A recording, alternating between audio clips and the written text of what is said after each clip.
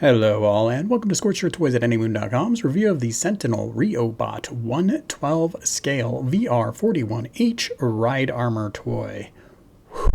This is an updated interpretation of the vehicle Yellow Road in Genesis Climber Mospeada and Robotech The New Generation. This is Sentinel's third release in the line, hitting shelves in November 2019 for 20,000 yen. You can still grab any variant by heading to Big Bad Toy Store through my campaign link in the comments below and searching for Mospeada. And if you like these toys, Sentinel has a new Legios toy up for pre-order as well. Yellow comes in the same box as previous releases with new art from Mercy Rabbit. Inside the box you'll find the character and bike, as well as 3 pairs of additional fixed posed hands, a helmetless head, a display stand consisting of a base, arm, and clasp, of course, instructions. None of that is surprising since those same items were included with Stick and Ray. As a bonus though, you'll also get saddlebags, a gallant in rifle configuration, and a gallant in pistol configuration. Is it gallant? Am I saying that wrong? Leave a comment, let me know. The toy comes with saddlebags, and the saddlebags do fit on the bike when you have the rider on there without much of a problem. It is a tight squeeze around the legs, so you might have to do some repositioning. What's cool about the saddlebags is the way that they attach. First, looks nice and flush on this vehicle, but also you can kind of peel it back. Let's see if I can do this. Well, we can take off individual bags, which is cool. And then that reveals the single peg that attaches in the back. And then that can be used on any of the other ride armor toys. So here we have a Ray type. I can just go ahead and plug that in as well. There it goes. And I can take this and put this back on. Easy peasy, just like so. Looks great on any of the ride armors. And now the bags themselves, you already saw the top one individually articulated. They have a nice pull up and open out feature to them. Even the top one, and since they have actual cavities inside, you can, let's see, there you go, use them as storage. So there I've got some fixed posed hands in there. On the other side here, I have the new gun that comes with Yellow as well. So let's take a closer look at the guns. So between the integrated foot pegs and the saddlebags you might have on the vehicle and putting the leg on there, you do have a couple areas you're going to want to be cautious of. You also can see probably a stress mark on the brake lever I have from the hand gripping there. That's a thin piece of plastic and a very tight fit. And people have complained about these pieces here, these grips, being broken, so be careful with those. Another area to be careful with as you handle this, the windscreen. I've heard of people knocking it off. Sounds like it might just be an issue with not a lot of glue involved in the assembly. Might be easy to put back together. If the front of your bike, and I've got a peg unpegged, if the front of your cowl, your fascia, whatever you want to call it, keeps popping loose on you, it's one of those pegs where you have to put it together and then push in one side while you pull out on the other, and then it should lock pretty securely into place. You do have missile bays that are accessible in bike mode as well, and you can see they're on an extending hidden hinge, which is always nice to see. We were going to talk about guns, and let's keep going. Here is the saddlebag. I also wanted to point out to you, you can very easily jam fingers into the attachment pieces for the saddlebags to make it look like he's carrying the saddlebag. Maybe you have to do it between. Either way, you can definitely get these saddlebags onto the fixed posed hands. That's not a very natural way of doing it, but you can do similar things, or you can just put them on the ground to do your dioramas, which is all good. The gun, that's what we're working towards. Looks like this. This is the pistol version of the gun. You have a fixed posed hand. Doesn't matter which version of the toy you have, it all comes with this hand here. You need to squeeze that on in there. It's a very tight fit. Get those fingers around.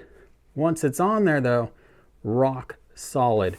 When you are removing the other fixed posed hands from the toy, there is a method that you should use to reduce your frustration level, and that is to roll the existing hand off of the wrist. And you're doing this because there's another ball joint inside, and you don't want to pop both balls out. You just want the one out. Once you've got it out, you're going to take that hand, you're going to line it up, and you're going to press firmly and straight in to get that on, and then boom, boom, you've got your gun in. Now, if you're using the larger gun, there is a little bit of a problem here in that the stock, or butt stock, is too long. You can't really use it as a shoulder mount. It's not the right word, but you can't press it up against the shoulder and have it aimed straight. It's just not going to work. So you're going to do stuff like this, where it's sticking out the back. And I guess if this were a larger scale, you'd want these to be individual pieces and you could put them all together. But at this scale, I'm totally happy getting two separate weapons. Also lets me deck out the whole team with weapons, so that's always a good thing. Now, as you would expect, you get a helmeted head and a helmetless head.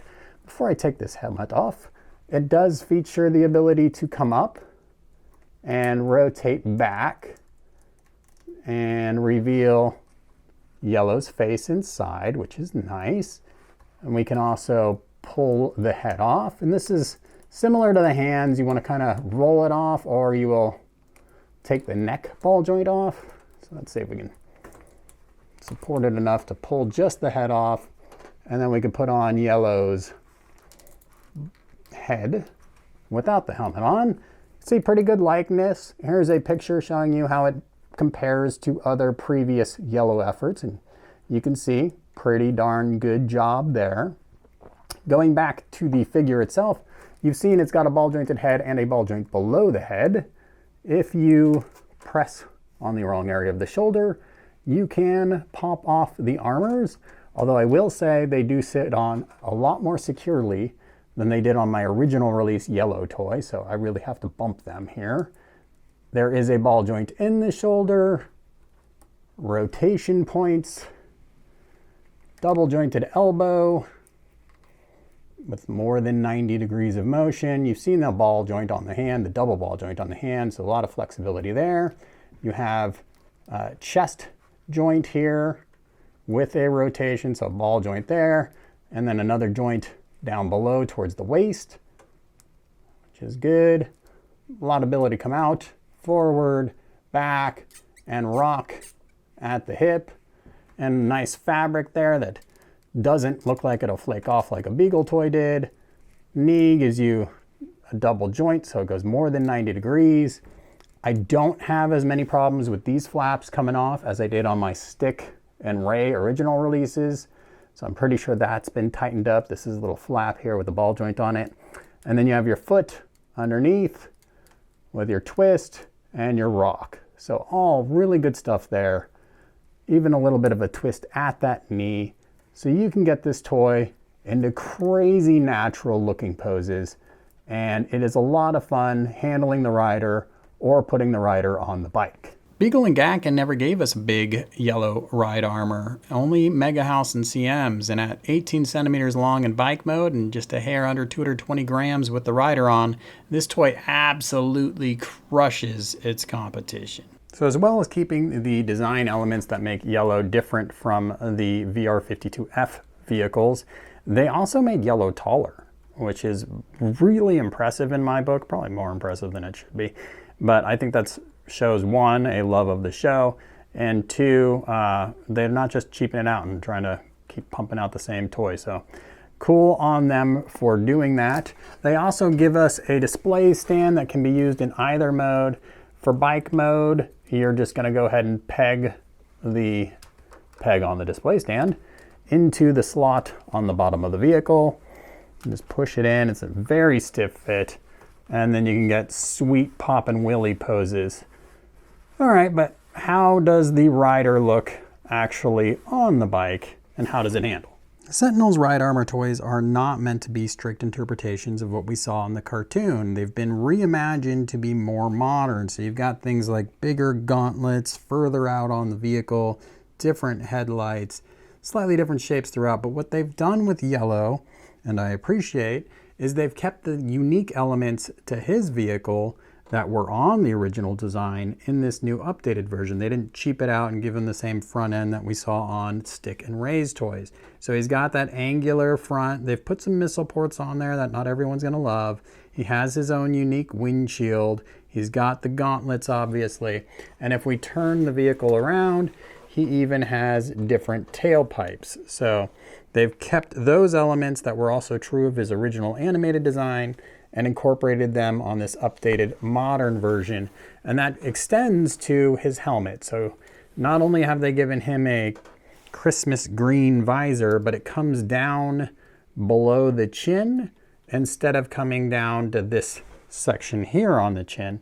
So the unique elements extending through the vehicle and the rider's suit, which are all big pluses in my book. And then as you can see, the toy has rubber wheels. It has an integrated kickstand, which here I'll tuck out of the way. So rubber wheels that spin, everything holding together nice and firm. Rider looks decently proportioned on the bike and can look natural riding it. So all big pluses there. Very strong showing, much stronger really than any other ride armor, at least Yellow's version. You can argue the Beagle for Stick, but this is the best Yellow toy, certainly in bike mode, that we've ever seen. So let's go ahead and switch it into ride armor mode and see how that fares. So if you just love these toys in bike mode, you are in great shape. If you're gonna transform it, it is complex. Know that it takes some time. I do have a separate video. I encourage you to check that out. There also is a durability issue that has proven pretty common at this point, and that has to do with these little rings that connect the whole front of the bike here. So it comes down to the fork. That ring, I don't know if you're gonna be able to see it very well, is cracked. And sometimes right from the factory, you'll see a little stress mark there, and it can crack all the way through like mine has. As long as you pay attention to it, it won't fall off entirely, or it shouldn't. If you give it a little tug, I'm sure you can cause that break to get bigger. And the worst part about it is the way that this whole assembly is, there wouldn't be a way just to get a simple replacement part. I don't know how you could replace that without replacing the whole front of the bike, really.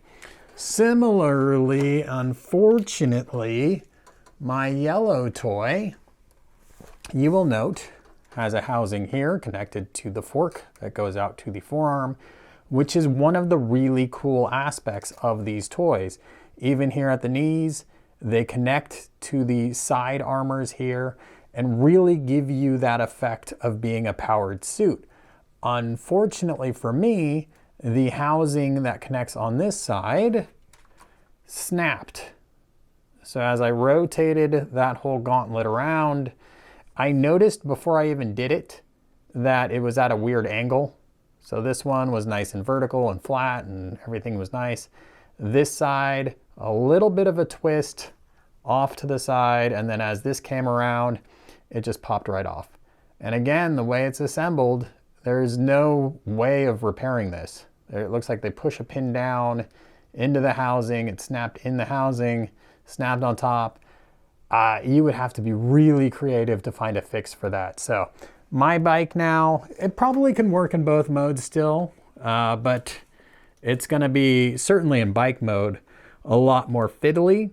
In armor mode, we can bring these up now, and it really doesn't impact anything. It makes, in fact, the one arm easier to move. So not a big deal if I'm just planning on keeping this toy in armor mode, but clearly you don't want to see things breaking on a $200 toy this early into ownership. As you can see, the toy can stand without a display stand. The break on my toy, probably just a weird manufacturing issue. If you support the rings, you could probably avoid having them break to a catastrophic level, maybe just have stress marks or something like that. So moving beyond that, in armor mode, this toy is really slick. I love the look of it. It can be really stiff to move a bunch of the parts, which makes transformation a lot scarier the first time through. After a few transformations, things start to get a little smoother. and operate better, and it just handles and feels nicer. When you move the arms, if they're not broken and they're attached to the housing, this piston here, super stiff. So I really hope Sentinel gets this to be looser so you can move these arms without having to pop them out of the ball joints so frequently. That's a bit of a frustrating thing. Now you do have the missile compartment still in the chest.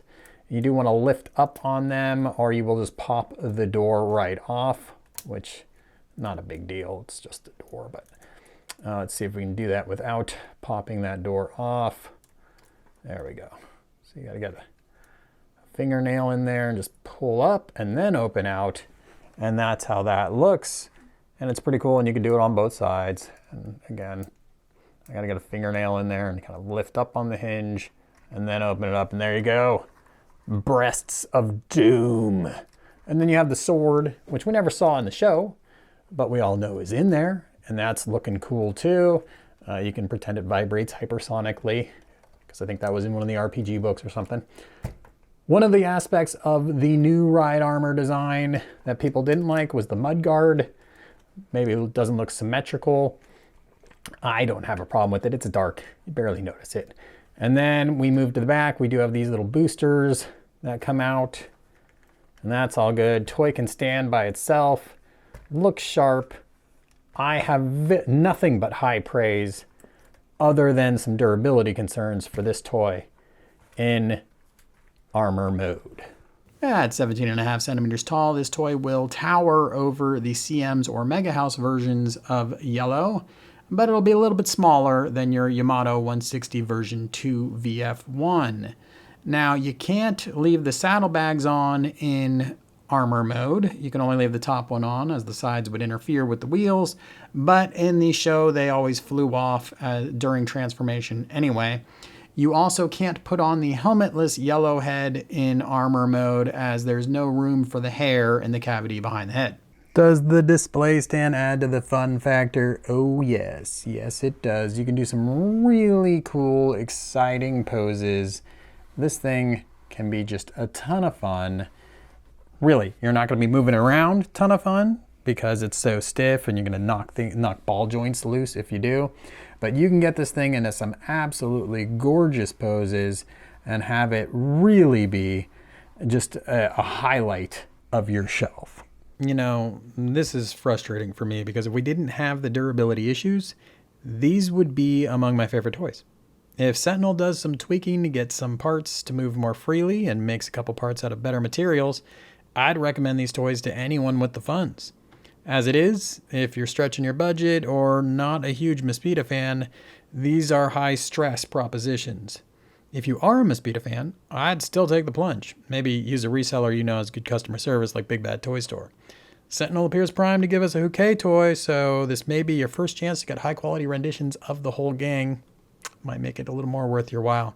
Check out my full article on anymoon.com, subscribe, and thanks for watching.